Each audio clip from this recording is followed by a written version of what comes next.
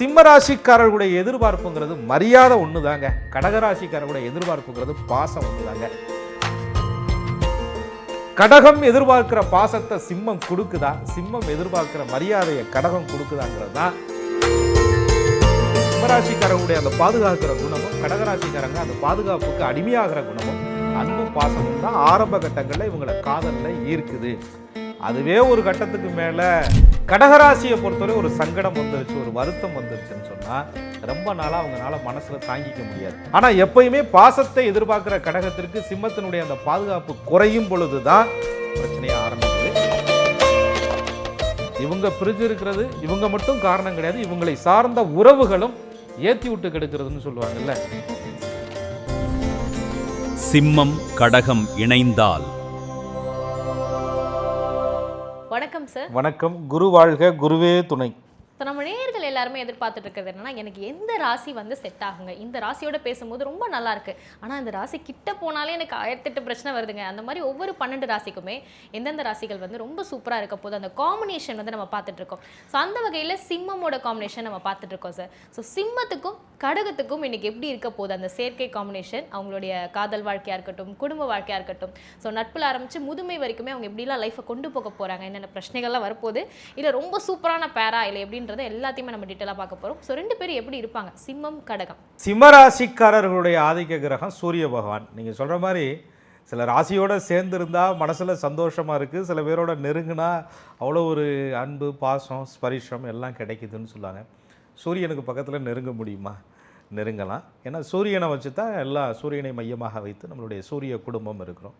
அப்போ ஆதவனுடைய அம்சம் பெற்ற அந்த சிம்ம ராசிக்காரர்கள் சூரியனுடைய அம்சம் அவர்களுக்கு இயற்கையிலே இருக்கிறதுனால ஆளுமை திறன் அதிகமான அந்த தலைமை பண்பு அவங்கள்ட்ட இருக்குது. அப்போ ஒரு உறவு அவங்கள்ட்ட இருக்கணும், நீடிக்கணும் அப்படின்னு சொன்னால் அதே மாதிரி ஷேம் பர்சனாலிட்டி, ஓரளவு ஒரு மரியாதை கொடுக்க தெரிந்த, ஒரு மதிக்க தெரிந்த பண்புள்ள பெரிய மனித தன்மை கொண்ட யதார்த்தவாதிகள் தான் அவங்கள்ட்ட நெருங்க முடியும். கடகராசிக்காரர்களை ஆளக்கூடிய கிரகம் சந்திர பகவான். சூரியன் இல்லாமல் பகல் இல்லை, வெளிச்சம் இல்லை, சந்திரன் இல்லாமல் மனசு இல்லை, குளிர்ச்சி இல்லை. ஆக ரெண்டும் சேர்ந்து அமாவாசை யோகம்னு சொல்கிறேன். அப்போ வாழ்க்கை இருட்டாக இருக்குமா? ரெண்டு எதிரெதிர் இருந்தால் தான் 180 டிகிரியில் இருந்தால் தான் பௌர்ணமி யோகம் பிரைட்டுன்னு சொல்கிறேன். ஒன்றா சேர்ந்து அமாவாசைன்னு சொல்கிறேன் அப்படின்னா அதுவும் யோகம் தானே. நிறையா விஷயங்களுடைய பிரச்சனைகளை தீர்ப்பதற்கு குலதெய்வ வழிபாடுகள் செய்வதற்கெல்லாம் அமாவாசை திதி தானே முக்கியமாக சொல்லப்படுது. ஆக இந்த 2 கிரகங்களும் ரொம்ப மனித வாழ்க்கையில் முக்கியமானது. ஆதவன் என்று சொல்லக்கூடிய சூரிய பகவான், கதிரவன் இல்லையேல் பகல் இல்லை, வெளிச்சம் இல்லை, சந்திரன் இல்லையேல் மனம் இல்லை, குளிர்ச்சி இல்லை. 2 பேர் இருந்தால் வாழ்க்கை அழகுங்க. ஆனால் அந்த சிம்மராசிக்காரர்களுடைய எதிர்பார்ப்புங்கிறது மரியாதை ஒன்று தாங்க. கடகராசிக்காரர்களுடைய எதிர்பார்ப்புங்கிறது பாசம் ஒன்று தாங்க. கடகம் எதிர்பார்க்கிற பாசத்தை சிம்மம் கொடுக்குதா, சிம்மம் எதிர்பார்க்கிற மரியாதையை கடகம் கொடுக்குதாங்கிறது தான் இவங்க வாழ்க்கையினுடைய தொடர்கதையை. அதை சரியாக அமையலை அப்படின்னு சொன்னால் நீங்கள் சொல்கிற மாதிரி குடும்ப வாழ்க்கையும் சரியாக அமையலை. அது சரியாக அமைஞ்சிச்சுன்னு சொன்னால் குடும்பம், குழந்தை, எதிர்காலம், கல்வி, முதுமை அத்துணையும் சிறப்பாக இருக்கும். இது 2க்கும் இடையில் நடக்கக்கூடிய வாழ்க்கை போராட்டம் தான் கிரகங்களுடைய சதுரங்க விளையாட்டுன்னு சொல்கிறது. மரியாதைனாலே சிம்மம்னு சொன்னீங்க, பாசம்னாலே கடகம்னு சொன்னீங்க சார். முக்கியமான பண்புகளை வந்து இந்த மரியாதை கொடுக்கறதும் அந்த பாசம் காட்டுறதும் வந்து ரொம்ப சூப்பரான ஒரு பண்புகள். ஸோ 2 பேருமே இந்த சிம்மமாக இருக்கட்டும் கடகமாக இருக்கட்டும் எந்த விஷயத்தை பார்த்து அட்ராக்ட் ஆகிறாங்க? மரியாதை வந்து சிம்மராசிக்காரங்கன்னா கடகராசிக்காரங்க நாங்களாம் தான் மரியாதை கொடுக்காத ஆளுங்க, மரியாதை தெரியாத ஆளுகளா அப்படின்னு கேட்பாங்க. அது அர்த்தம் இல்லை. சிம்மராசிக்காரவங்க குடும்பத்தை பொறுத்தவரை குடும்பத்துக்குள்ளேயே மரியாதை எதிர்பார்க்குறது. எனி டைமு பெர்ஃபெக்டாக இருக்கணும், எல்லாமே சரியாக இருக்கணும், ஒரு சின்ன குறை இருந்தால் கூட யார்ட்டையும் சொல்லிடக்கூடாது அப்படிங்கிற ஒரு சுபாவம் சிம்மராசிக்காரவங்கள்ட்ட எப்பயுமே இருக்கும். தன்னுடைய குறைகளை அவங்க முன்னாடியும் சொல்ல விட மாட்டாங்க, அடுத்தவங்கள்ட்டையும் சொல்ல விட மாட்டாங்க. ஒரு கிரிப்பாகவே அந்த சிம்மராசிக்காரவங்க பெரும்பான்மையாக இருப்பாங்க. அன்பு அதிகமாக இருக்கும், பாசம் அதிகமாக இருக்கும். ஆனால் அதை கூட கட்டளை மாதிரி தான் சிம்மராசிக்காரவங்க காட்டுவாங்களே தவிர ரொம்ப பணிந்து நான் உன்னை காதலிக்கிறேன், நான் உன்னை நேசிக்கிறேன், நான் உன்னை பார்த்துக்கிறேன், இந்த பஞ்ச் டைலாகெல்லாம் சிம்மராசிக்காரர்கள்ட்ட கண்டிப்பாக எதிர்பார்க்க முடியாது. சிம்மம் என்பது அன்பை கூட அதிகாரமாக கொடுக்கும். சிம்மம் என்பது பாசத்தை கூட பக்குவமாக கொடுக்க தெரியாது, யதார்த்தமாக தான் கொடுப்பாங்க. உண்மையிலே பாசம் வச்சுருக்கிறவங்க, முரட்டு பாசம் வச்சுருக்கிறவங்க அப்படின்னு சொன்னால் சிம்மராசிக்காரவங்கள சொல்லலாம். கடகராசிக்காரர்களை பொறுத்தவரைக்கும் கூழோ கஞ்சியோ, பணம், வசதி, வாய்ப்பு இதெல்லாம் அப்பாற்பட்ட விஷயங்க. எது இருக்கோ அதை சாப்பிட்டுக்கலாம். ஆனால் குடும்பம்னு இருந்தால் அமைதி இருக்கணும், ஒரு பீஸான மைண்டு இருக்கணும், சந்தோஷம் இருக்கணும், படுத்தா தூக்கம் வரணும், நிம்மதி இருக்கணும். உன் பகுமானம், உன் புகழ் இதெல்லாம் வெளியில் வச்சுக்க. அதெல்லாம் போட்டிருக்கிற சட்டை மாதிரி துண்டு மாதிரி அங்கனே கலட்டி விட்டுட்டு வீடுன்னு வந்தா அன்பா அப்படி குடும்பமா அப்படி கீழே இறங்கி சந்தோஷமா எல்லாருமா உட்கார்ந்து சாப்பிட்டு சிரிச்சு பேசி பழகணும்யா அப்படின்னு சொன்னால் அது கடகராசிக்காரங்க. ஆக பாசத்தை எதிர்பார்க்கக்கூடிய கடகத்திற்கும் மரியாதை அன்பாக எதிர்பார்க்கக்கூடிய சிம்மராசிக்காரர்களுக்கும் வாழ்க்கையில் சில பொருத்த அமைப்புகள்ங்கிறது வெறும் ராசி பொருத்தத்தை வச்சு மட்டும் நம்ம இணைச்சிடவே முடியாது.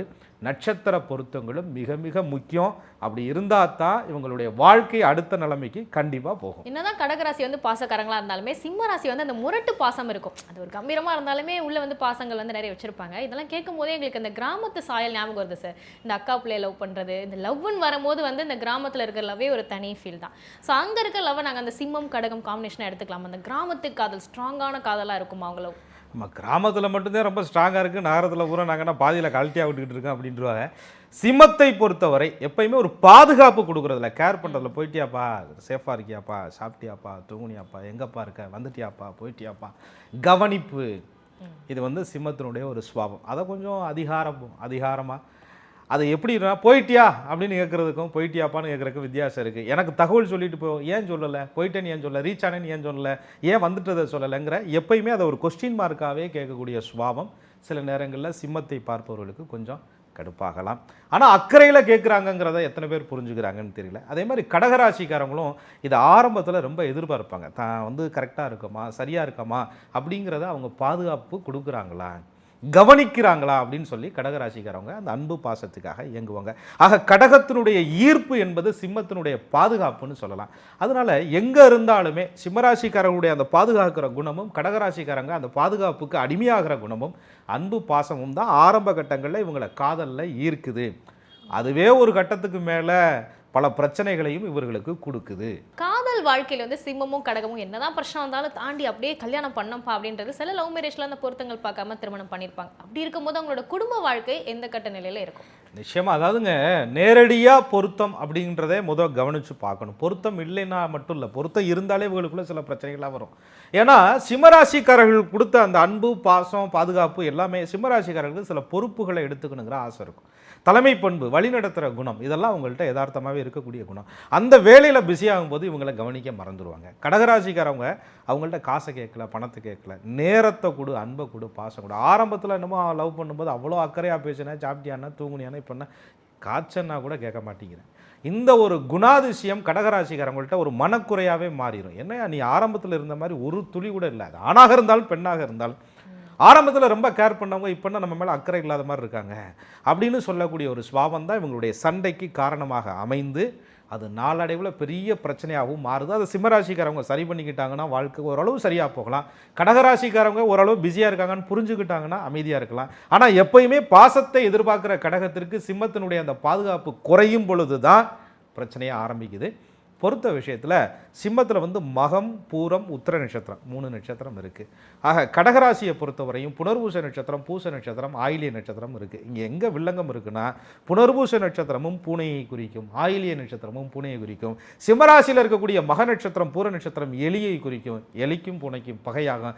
என்னதான் மன ஒற்றுமை சரியாக இருந்தாலும் கூட சிம்மம் பூரத்தில் பிறந்தவங்க கடகம் ஆயிலியம், கடகம் புனர்பூசம், சிம்ம மகத்தில் பிறந்தவங்க கடகம் புனர்பூசம், கடகம் ஆயிலியத்தை இணைக்க முடியாது. அங்கே தாம்பத்திய பொருத்தம் அடிபட்டு போயிடுது, யோனி பொருத்தம் அடிபட்டு போயிடுது. அவர்களுடைய வாழ்க்கையில் அடுத்த ஸ்டெப்பு வரும்போது இந்த அன்பு பாசமெல்லாம் ஆரம்பத்தில் இருந்தது அங்கே குறைஞ்சு போயிடுது. அப்போ என்னதான் ராசி பொருத்தங்கள் இருந்தாலும் கூட இவ்வளவு நம்ம பாசிட்டிவாக சொன்னாலும் கூட இந்த தம்பதிகள் பிரிவதற்கு, இந்த தம்பதிகள் சண்டை போட்டு இருப்பதற்கு இந்த பொருத்த அமைப்புகள்ங்கிறது ரொம்ப ரொம்ப முக்கியம்.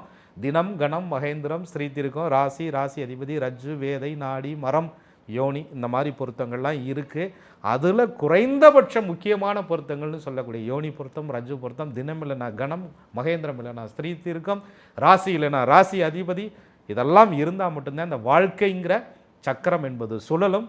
இது அத்தனை இருந்தும் ஃபெயிலியர் ஆகிறதுக்கு காரணம் சில தசாபுத்திகள், லக்னத்தின் அடிப்படையில் இருக்கக்கூடிய கிரகங்களுடைய சேர்க்கை அமைப்புகள். இதுதான் சிம்மத்தையும் கடகத்தையும் மேக்சிமமாக பிரித்து வைக்குது. இவங்க பிரித்து இருக்கிறது இவங்க மட்டும் காரணம் கிடையாது, இவங்களை சார்ந்த உறவுகளும் ஏற்றி விட்டு கெடுக்கிறதுன்னு சொல்லுவாங்கல்ல. சிம்மராசிக்காரங்களுக்கு மண்டைக்கு அவன் உன்னை மதிக்கலை, அப்படி பண்ணல இப்படி பண்ணல, அவங்க குடும்பம்லாம் ஒரு பெரிய இதுவாக, நம்மளாம் அப்படிப்பட்ட ராஜ பரம்பரை இப்படின்னு மைண்டில் ஏற்றி விடும்போது இவங்களுக்கு தலைக்கு ஏறிக்கிறோம். கடகராசிக்காரங்களை பொறுத்தவரையும் ஆரம்பத்தில் மதிச்சாங்க, பேசுனாங்க, அன்பாக இருந்தாங்க, பாசமாக இருந்தாங்க. இப்போ வீட்டுக்கு போனால் தண்ணி கூட குடிக்க மாட்டேங்கிறாங்க, ஐயா கொடுக்க மாட்டேங்கிறாங்க. இந்த விஷயம்தான் கடகத்தை மனசை காயப்படுது. உபசரிப்பு இல்லைன்னா அனுசரிப்பு இல்லைனா கடகத்துக்கு அந்த வீட்டில் வாசலில் கால் கூட வைக்க மாட்டாங்க. சிம்மத்தை பொறுத்தவரையும் மரியாதை இல்லைனா அவங்க தலைவாசல் கூட மிதிக்க மாட்டாங்க. இது குடும்ப சண்டையாக மாறி சம்பந்திகளுடைய பிரச்சனையாக மாறி யாரோ ஒருத்தர் குளிராகிறதுக்கு இவங்க வாழ்க்கை கெட்டு போய் நிற்கிறதுக்கு காரணமே பொருத்தங்கள் சரியாக அமையாத காரணம். ஸோ சிம்மமும் கடகமும் ஆரம்பத்தில் இவங்கள்ட்ட இருந்த அந்த காதல் வந்து என்னதான் அழகாக இருந்தாலுமே இவங்க சேரணும்னு நினச்சா கூட அந்த மூணாவது நபர்களால் அந்த பிரச்சனைகள் சங்கடங்கள் எல்லாமே ஏற்படுது. என்னதான் இருந்தாலும் இவங்க தானே சார் வாழ போகிறவங்க, கண்டிப்பாக அந்த சமாதானம்னு ஒன்று ஏற்படும். ஸோ சிம்மமா கடகமா யார் இறங்கி வந்து சமாதானம் ஆவாங்க? சிம்மராசிக்காரர்களை பொறுத்தவரையும் பாசக்காரவங்க தாங்க. மனசுக்குள்ளே இருக்கும் அந்த பாசத்தை வந்து உடனடியாக அவங்களுக்கு ரியாக்ட் பண்ண தெரியாது. கடகராசியை பொறுத்தவரை ஒரு சங்கடம் வந்துருச்சு, ஒரு வருத்தம் வந்துருச்சுன்னு சொன்னால் ரொம்ப நாளாக அவங்களால மனசில் தாங்கிக்க முடியாது. சம்மந்தப்பட்டவங்கள்ட்ட ஒன்றும் சாரி கேட்கணும், இல்லை நம்ம மேலே தப்பு இல்லைனாலும் சரி சமாதானமாக போகணும்னு நினைக்கணும். அந்த வருத்தத்தோட கடகராசிக்காரவங்களுக்கு வாழ தெரியாது. சிம்மராசிக்காரவங்களுக்கு எடுத்தோன்னே போய் இந்த மன்னிப்புலாம் கேட்குற பழக்கம் அவர்களுக்கு தெரியாது. ஆக முதல்ல இறங்கி வரக்கூடிய ஒரு ராசி அப்படின்னு எடுத்துட்டோம்னா கடகராசிக்காரவங்க. கடகராசிக்காரவங்க சரி நடந்து போச்சு, வாயா சாப்பிட்லாம், மாமா சாப்பிட்லாம் அப்படின்னு தான் இறங்கி போவாங்க. அப்போயும் இந்த வீராப்பு சிம்மராசிக்காரங்கள்ட்ட நம்ம எதுக்கு போய் சாப்பிட்டுக்கிட்டு அப்படின்ற மாதிரி இருந்தால் வாழ்க்கை போச்சு. ஏதாவது ஒரு கட்டத்தில் இறங்கித்தானே போகணும் அப்படின்னு சிம்மராசிக்காரவங்க சில நேரங்களில் இறங்கி வரணும். ஆனால் சிம்மராசிக்காரவங்களுக்கு அவங்க வாழ்க்கையில் பட்ட காயம், மனக்காயம், பேசிய வார்த்தைகள், இவங்க நடந்துக்கிட்ட விதம் சில நேரங்களில் மனசை காயப்படுத்தி இருக்கலாம். கடகராசிக்காரவங்க அப்படி என்னையா பேசிட போகிறாங்க அப்படின்னு கேட்டால் இவங்க பேசாமலேயே மன அழுத்தத்திலேயே அதிகமாக இருக்கிறதுனால அவங்களுக்கு மிகப்பெரிய வருத்தத்தை கொடுத்துருக்கலாம். அல்லது ரெண்டு சம்பந்தங்களையும் கெடுக்கிற மாதிரி மூணாவது ஒரு சகுனி வந்து உள்ள வேலை பார்த்துருக்கலாம். ஆக இப்படிப்பட்ட விஷயங்கள்னால ரெண்டு பேருமே சேர முடியாமல் தவிக்கலாம். இது எல்லாமே கிரகங்களுடைய விளையாட்டு. ஸோ இதை புரிஞ்சுக்கிட்டு அந்த தசாபுத்தி காலம் எவ்வளவு காலம் இருக்குங்கிறத தெரிஞ்சுக்கிட்டு அதுக்கப்புறம் முறையாக இவங்க ஒரு பக்கம் ஒருத்தர் விட்டு கொடுத்தாங்க அப்படின்னு சொன்னால் இறங்கி வரக்கூடிய கடகத்திற்கு சிம்மம் சற்று தணிந்து போனால் வாழ்க்கைங்கிறது சிறப்பாக இருக்கும். சிம்மமும் கடகமும் எப்படிலாம் இருப்பாங்கன்றதை பார்த்தோம். ஒருவேளை இவங்களோட காதல் அந்த குடும்ப வாழ்க்கை கடந்து முதுமைக்கு போச்சுன்னா அந்த முதுமை வந்து எப்படி இருக்கும்? முதுமைங்கிற ஒரு விஷயம் நகர்ந்து வரணும்னா நிறைய இடங்களில் விட்டு கொடுத்து வந்த தம்பதிகள் கடகமும் சிம்மமும் அவங்க தான் முதுமையை நோக்கி நல்லா வர்றாங்க. கடகத்தினுடைய அந்த அமைதி, பாசம், அன்பு எல்லாம் சிம்மத்துக்கு முழுமையாக கிடைத்து சிம்மத்தினுடைய அந்த பாதுகாப்பு கடகத்திற்கு முழுமையாக கிடைத்ததாக முதுமையில் கண்டிப்பாக உணர்வாங்க. ஏன்னா எப்பொழுதுமே இவங்களுடைய அந்த பாதுகாப்பு உணர்ச்சி தான் இவங்களுடைய அடுத்த கட்ட வாழ்க்கையை எடுத்துகிட்டு போகக்கூடிய ஒரு நகர்வாக இருந்திருக்கு. ஸோ அந்த தம்பதிகளுக்கு சரியான அமைப்புகள் இருந்தால் முதுமை என்பது உன்னால் நான் வாழ்ந்தேன், உன்னால் நான் பாதுகாக்கப்பட்டேன், உன்னால் நான் பாசத்தை அனுபவித்தேன், உன்னால் நான் அன்போடு வாழ்ந்துக்கிட்டு இருக்கேன் அப்படிங்கிற ஒரு உணர்வை கண்டிப்பாக ஒரு சுமந்த தம்பதிகளாக நிச்சயம் அவர்கள் இருக்க முடியும். சிம்ம ராசியும் கடக ராசியும் இவங்களோட இணைவை வந்து ஒரு ஒன் லைன்ல சொன்னா எப்படி சொல்லலாம்? சிம்ம ராசியை பொறுத்தவரை நெருப்பு ராசி, கடகராசியை பொறுத்தவரை நீர் ராசி. நீ அதிக டெம்பரேச்சரில் கொதிச்சுக்கிட்டு இருந்தாலும் ஆபத்து தான், ரொம்ப கூலிங்காக இருந்தாலும் பிரச்சனை தான். ஒரு மிதமான வெப்பமாக இருந்தால் வாழ்க்கை சுகமாக இருக்கும், உடம்பு சுகமாக இருக்கும். அதனால் இந்த இரண்டு இணைவும் அளவோடு இருக்கும் பொழுது இதுவும் அதிக டெம்பரேச்சருக்கு உருகிடக்கூடாது, இதுவும் அதிக ஹீட்டுக்கு கொதிச்சிடக்கூடாது, சமமாக இருந்தால் வாழ்க்கை என்பது குடிக்கக்கூடிய வெந்நீர் மாதிரி அற்புதமாக இருக்கும். சந்திரன்ட்ட இருக்கக்கூடிய குளிர்ச்சியும் சூரியன்ட்ட இருக்கக்கூடிய அந்த ஒரு வெப்பம், அந்த ஒரு ஒளியும் சேர்ந்து ஒரு காம்பவுண்ட் சொல்லுவீங்க. காம்போவே கொஞ்சம் டிஃப்ரெண்ட்டாக தான் இருக்குது. அதுக்கேற்ற மாதிரி உங்களோட கேரக்டர் இது எல்லாமே குடும்ப வாழ்க்கை, காதல் வாழ்க்கை எல்லாமே பார்த்தோம். ரொம்ப டெம்பரேச்சர் பற்றி சொல்லும்போது ரொம்ப அழகாக சொன்னீங்க சார். லைஃப்லையுமே அது ரொம்ப முக்கியமான ஒன்று. ஏன்னா சூடுமே அதிகமாக இருக்கக்கூடாது, குளிர்ச்சியுமே ரொம்ப கம்மியாகிடக்கூடாதுன்னு சொன்னீங்க. ஸோ அந்த அளவோடு இருந்தால் சிம்மமும் கடகமும் ரொம்ப பெஸ்ட்டு காம்பவுண்ட்றதை இந்த வீடியோவில் பார்த்தோம்.